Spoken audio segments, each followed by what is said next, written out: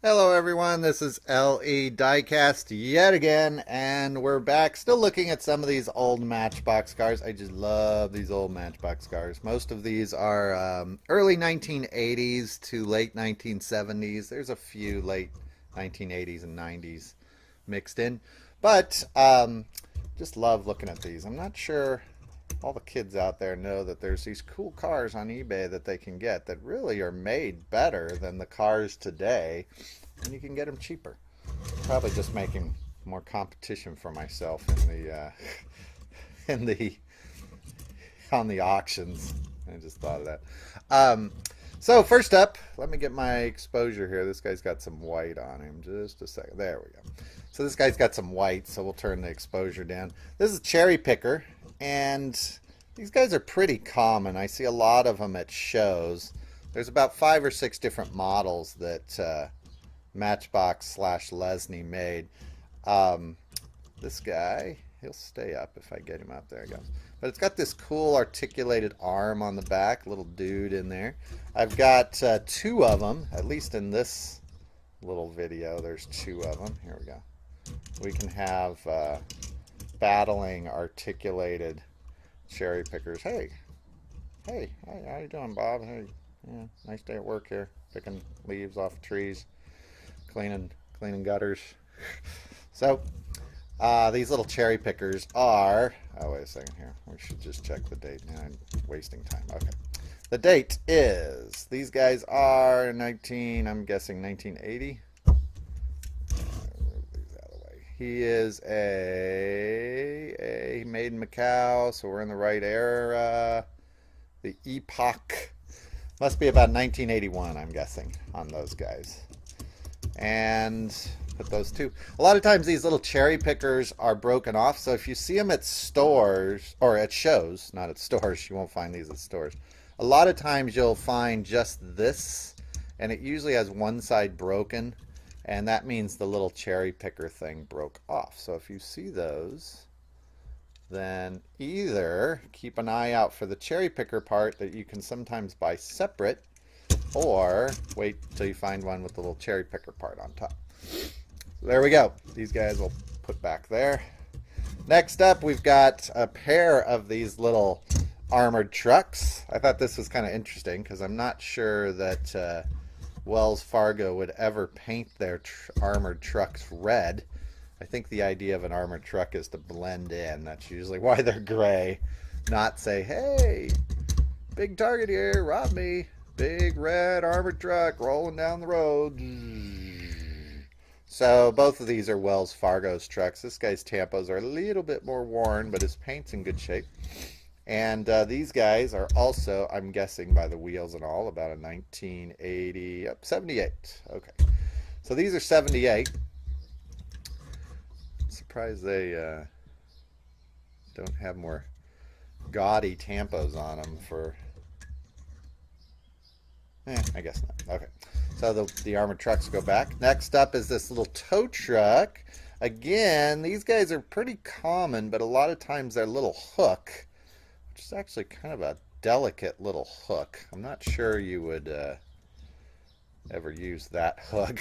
It's like a giant whale hook or something. These little guys usually have their hooks broken off. This guy's in near perfect shape, not a scratch on him. And he is from 1987. So these little Matchbox cars are interesting because from about 80 to 87, the quality kind of varied on them. Some of them have plastic tops and metal bodies. This guy's metal body, metal top. He's got lots of little details up here. You can see from his little hook. Let's see if we can. His little hook was meant to. It's hard to tell. It's got that long hook on it because it's meant to hook into the rivet on the other cars. And you can see all the cars have their rivets in about the same spot. Oh, this guy doesn't have any rivets on him at all, except in the back. Okay.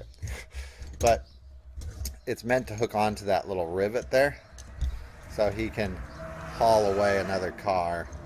And the pickup tow trucks today don't have anything that's moving on them really like that. Next up is Mr. Fix-It. So this guy can take this car over to Mr. Fix-It. Drop him off to Mr. Fix-It. Drive away. Mr. Fix-It here, with, you can see if you need something fixed, evidently you can just go to Mr. Fix-It. Appliance repair. Probably not going to see this truck today on the shelves. But Mr. Fix-It even has a phone number. Wonder how many kids called that phone number growing up. Whoever had that poor phone number got a lot of calls asking for Mr. Fix-It. And Mr. Fix-It he is upside down. Mr. Fix-It is from, he's a Jeep Cherokee. He's a Matchbox International, made in Macau. That puts him about early 80s, I'm guessing. 86, I'm going to go with. And Mr. Fix-It, if you needed something fixed in 1986, you called Mr. Fix-It. Here's two of these little kind of off-road touring Jeeps. This one is in near perfect shape, not a scratch on it. This guy has his little bars broken off. And when you see these at the show, a lot of times the bars are broken off on them. And usually this piece will pop off. This was broken. The bars in the back are actually broken off, and I glued it back on. But this guy's in near perfect shape. And one thing we didn't look for, Mr. Fix-It has his steering wheel on the left side. These don't have steering wheels. He doesn't have a steering wheel. Yeah, these guys' steering wheel, it's kind of hard to see, but these guys' steering wheel is on the right.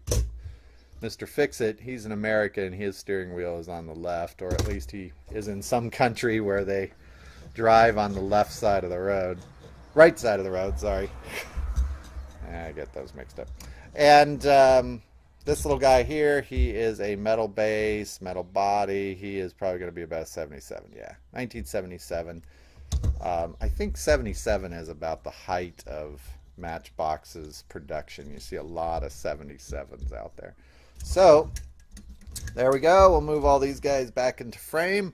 And you can check out more of our chat and info at our Facebook page at LE Diecast, or you can leave comments down below. And again, if you're interested in trading for any of these, or you just want to talk about cars you've got, then join us on the forums. And I will see you there, and thanks for watching. Bye.